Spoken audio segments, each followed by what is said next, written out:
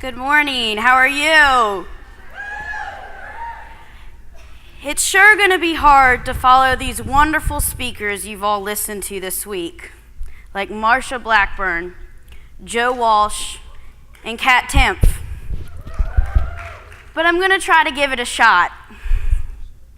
As many of y'all know, last week, many declared excitement of nominating the first female presidential nominee of a major political party. To tell you the truth, I can't argue with it because she was the first female nominee of a political party, but there is a whole other group of firsts that the left accomplished last week with the nomination of their precious Hillary Clinton. You won't hear them talk about them. You won't hear them say she is the first presidential candidate of a major political party that is currently under investigation by the FBI. Repeat after me. Shame on her. Shame on her. You won't hear the left talk about her being the nominee of a major political party that appears to have extremely questionable interactions, relationships, and donations. Shame on her. You won't hear them say that they are nominating a prior First Lady who silenced her husband's sexual assault victims because it didn't promote her career, or her agenda. Shame on her.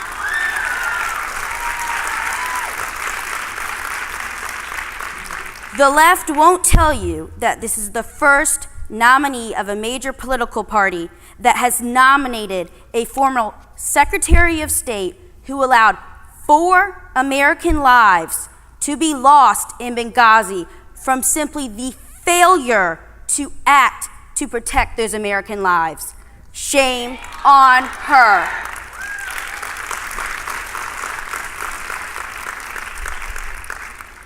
I'm on my soapbox, guys. These other firsts that the left will not talk about clearly indicates that this woman has no concern for any American or any woman other than herself. One last time, shame on her. I have a few questions for you as American women. Let me see a show of hands.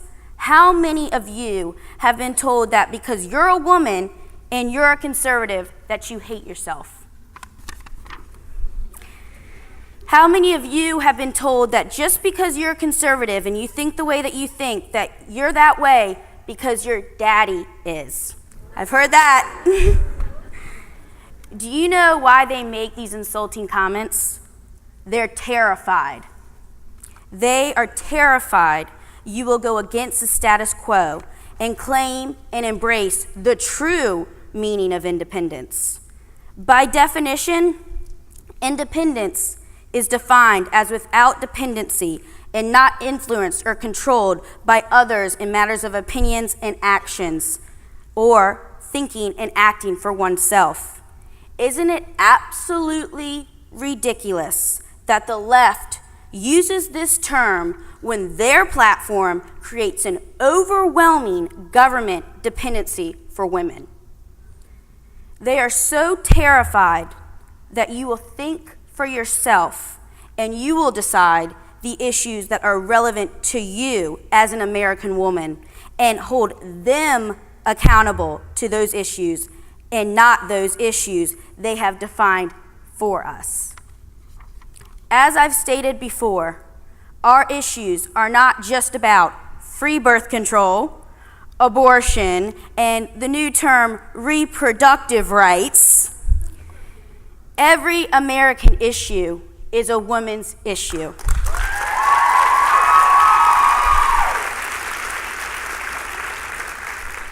They are afraid that you will refuse to live as many other women have decided to, and how Deneen Borelli said yesterday, to live on the government plantation where everything is decided for you, where to live, how to worship, and how to behave.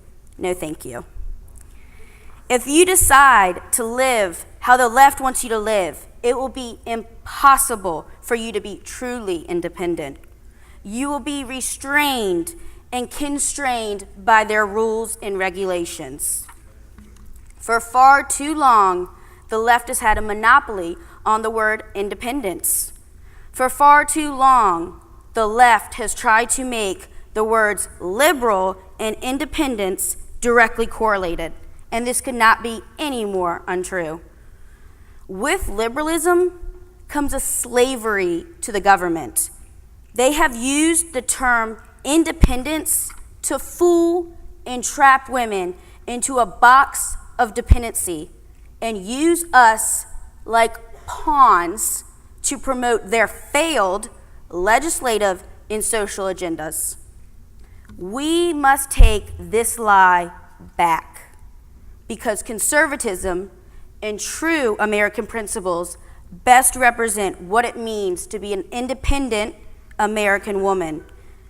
Conservative American principles provide women the best avenue to make choices for themselves and give them the best opportunity to unleash their true potential. We can take this term back, and we can do it in backwards and in high heels.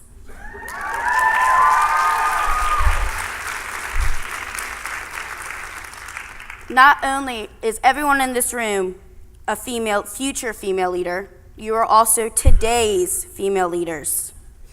As a leader, you have a responsibility to make sure the left is called out when they talk about their candidate and women. Let's force a change in dialogue. Let's let the truth be known. Hillary Clinton is not the candidate for America.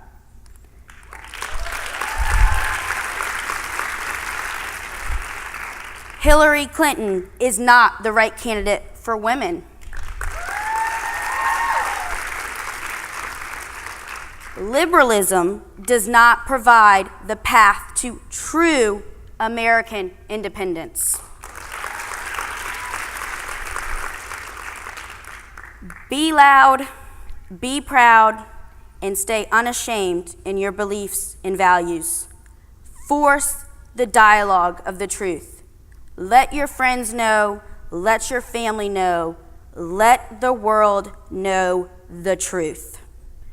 Do it on social media, your college campus, your family's kitchen table, and in your sphere of influences.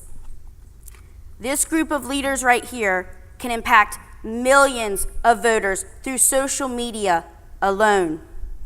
Initiate the dialogue by what you say, how you act, and even what you wear. You can do so with a tweet on your iPhone, brought to you by capitalism.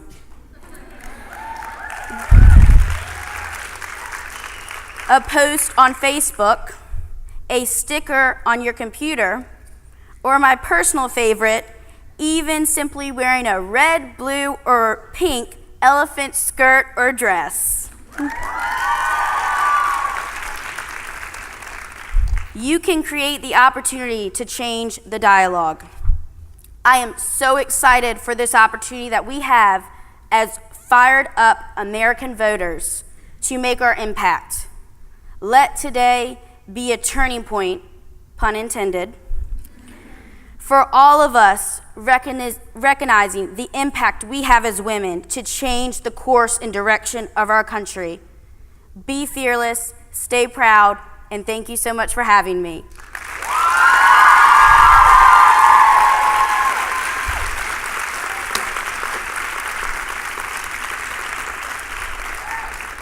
I think we have time for a few questions.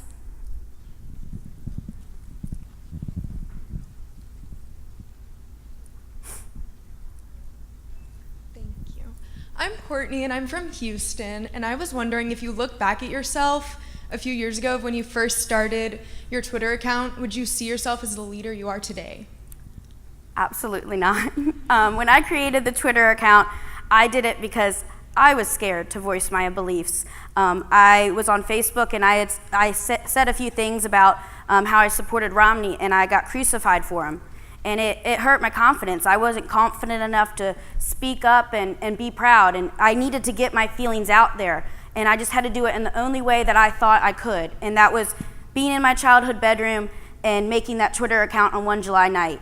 And I just made it. I didn't think anyone would follow, retweet, favorite, anything. I just needed to get it out, because if you don't know already, I like to get on my soapbox. So when I started that Twitter account, I was still learning and growing. And I think the best way to be an effective leader is to learn and to grow and never stop learning and growing. So a part of this journey, I've had a lot of learning experiences and a lot of growth. And I think that all of this leading up to where I am has led me to this moment. And I just want to give you a compliment. She has turned our elephant dress into an elephant shirt. Stand up, I think it looks awesome. Doesn't she look great? So now we have elephant shirts. Thank you so much. Any more questions? Hi. Oh, wow, that was loud. I'm Julia. I was just wondering, as someone who's very outspoken and maybe a little bit blunt, how do I get my point across and get my beliefs across to people that are older than me while still maintaining respect and classiness? Right. I think that's definitely something that's hard for us as young conservatives. Is there's people that are older than us, and we're confident in our beliefs, but you want to respect your elders. That's how I was raised. I'm sure that's how many of you were raised. And so I would just, always be respectful, always be classy, but don't be afraid to, like I said, say the truth, say what you feel. And there's a way to state your opinions and do so in a respectful manner. Hi. Do you have any advice for people or girls that want to start their own business or be more entrepreneurial? Definitely. Like I said, I've had a lot of learning experiences, and they're not always very glamorous. And I think that's something that gets overlooked, is you see all these wonderful leaders, all these women that are on this stage today that are just so awesome and so inspirational, and you see all the great things. But a lot of hard work, blood, sweat, tears all goes in behind closed doors. And I think you get inspired when you see all these people up here, are women in business and leadership positions, but you have to be ready to pull yourself up from your bootstraps and keep going even when you feel very defeated, because starting your own business, you're going to feel very defeated often, and you get doors shut in your face, and you don't understand why. But you have to take those failures and turn them into a positive and make you a better person, and that's what I've had to learn that. But I do feel that is the best way, to grow and to prosper as a leader. Hello, I'm Jennifer. So you said it was important to deepen your knowledge about our cause. Do you have any books or specific news outlets that you really value to do that? Awesome, that's an awesome question. I love to read. My screen name back when I was in 3rd grade was Love to Read 91. So I have lots of books. I love Assault and Flattery by Katie Pavlik. I think that is an awesome book, and that references the false war on women put on by the left. And I think that really strengthens our argument as women. So I would definitely recommend that book. And we also have on our website an FFL library, and we have a bunch of books that we recommend, and we've read them all, and we love them, and we definitely recommend them, and that's a great place to get started.